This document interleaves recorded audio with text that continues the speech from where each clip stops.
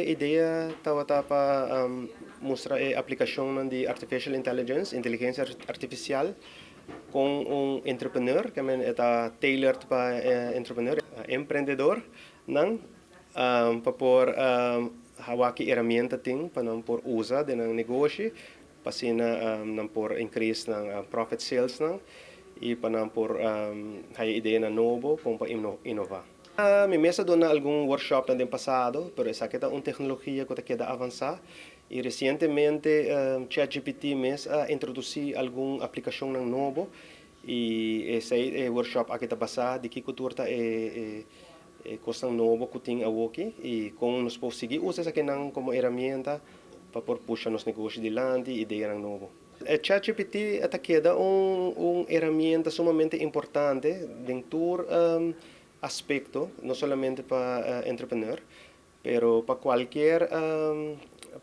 aplicação, seja para organizar uma fiesta, ou para organizar um mercadeio, algo simples, maneira entrar um planning para viajar.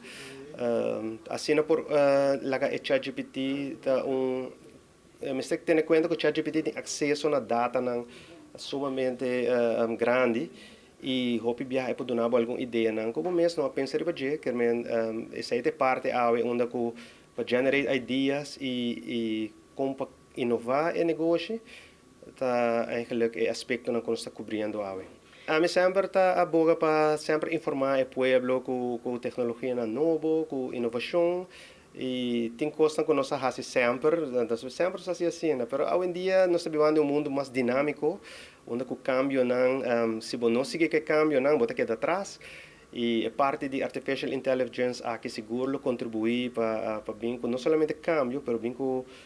a trovar uma ideia nova como por manejar o negócio, manejar a prática